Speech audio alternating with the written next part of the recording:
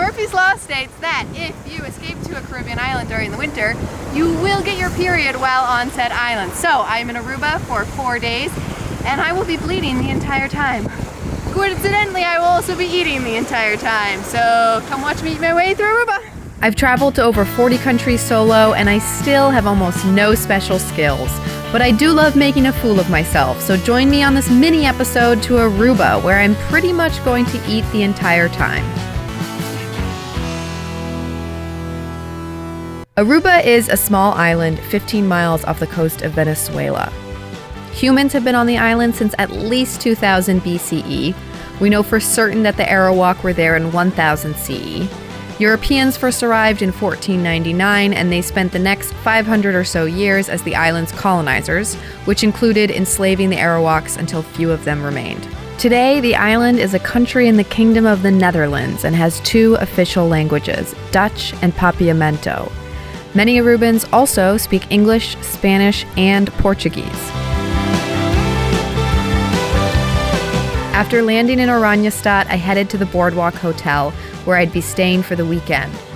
That night, I celebrated my first visit to Aruba with another little first. I bought the Diva Cup just so I could test it out on this trip. I have just realized that I have bought model number 2, which is for women over 30 years old and or for women who have delivered vaginally or by C-section. Whatever. Okay. Let's see if it works. The Diva Cup is one of the many ways a menstruating human can manage their period. It's a reusable cup that you put up your hoo-ha to catch your falling out insides. Relax your vaginal muscles. I really should have gotten a size 1. Oh, I yanked out my pubic hair. Oh, ow, it's in, I think. There's literally like a plastic cup shoved up my vagina right now.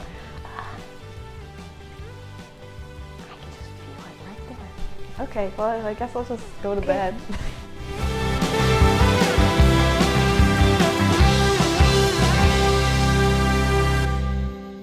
The next morning, with the Diva Cup securely fastened, I headed off from the boardwalk to the rougher waters of the west side to meet with Taki, a local forager. Taki was born and raised on Aruba and has become known for his locally sourced cooking and potent home-brewed rum. One bottle was 80%, so it almost made you blind. The rumors are true.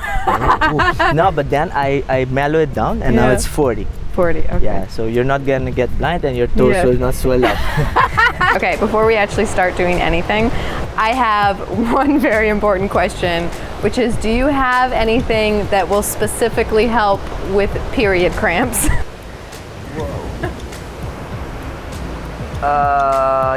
Yes, I can find it. It's a herb that helps you with inflammation.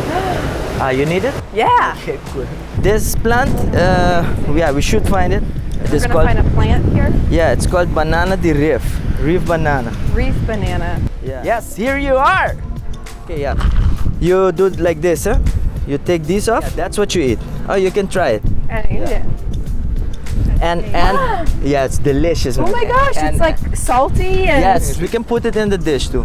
Wow. So, we are used that the salt is dry, but actually, when it's wet, that's how you pick it.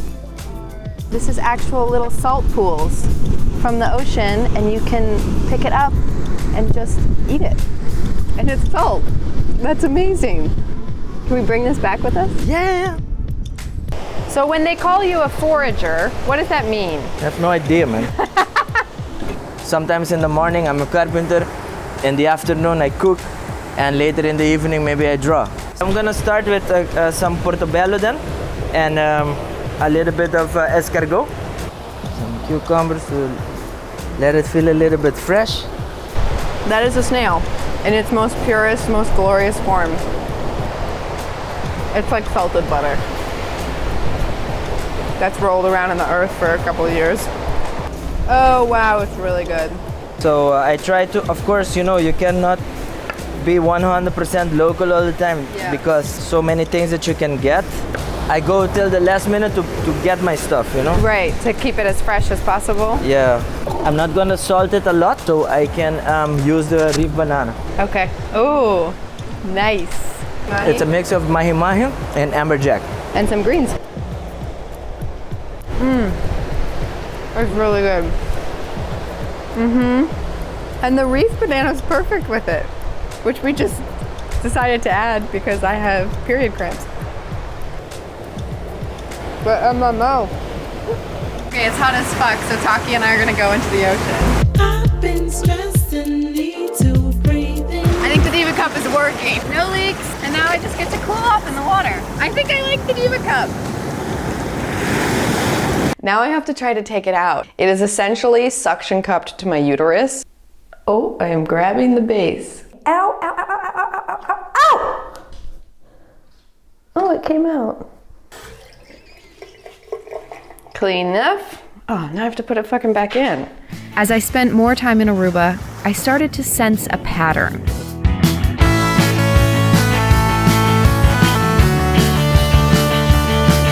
So these snack shops are super popular in Aruba and everyone seems to have their personal favorite, but we have it from a few locals that this is one of the best in town. Naskia is known for its empanadas. Oh yeah. But you can't just try one snack shop. I got up with the sun to get my paws on one of Aruba's signature snacks at Welcome Back Snack. This better be the lasagna pistachio. The pistachio is similar to an empanada, but made out of pastry dough instead of corn. This one is filled with cheese and pizza sauce. Oh, that's really good. Oh my gosh, it's like the best lasagna hot pocket you've ever had, and supersized. I keep thinking I'm full, and then Aruba just keeps delivering me more food. Okay, let's go. Last, but absolutely not least, I had to visit Zayrovers, which is all the way on the other side of the island, otherwise known as a 20-minute drive. Zetzi and Robert, whose uncle owns the restaurant, showed me the ropes, including the back of house where everyone was digging into freshly grilled barracuda and hammerjack. Those are deep. Oh my god. What started out as a side business out of the back of a boat has now turned into a thriving seafood restaurant where fresh catch is delivered throughout the day, straight from the sea. Fish, rum, frozen fish. Thank you. Oh, holy shit. And when I asked about the small building that I could see in the ocean in front of the restaurant, Robert explained that it also belonged to his uncle. And in what I learned is the Aruban way, 5 minutes later, we were heading over there to say hello. It's like a speck of sand in the ocean. It's amazing.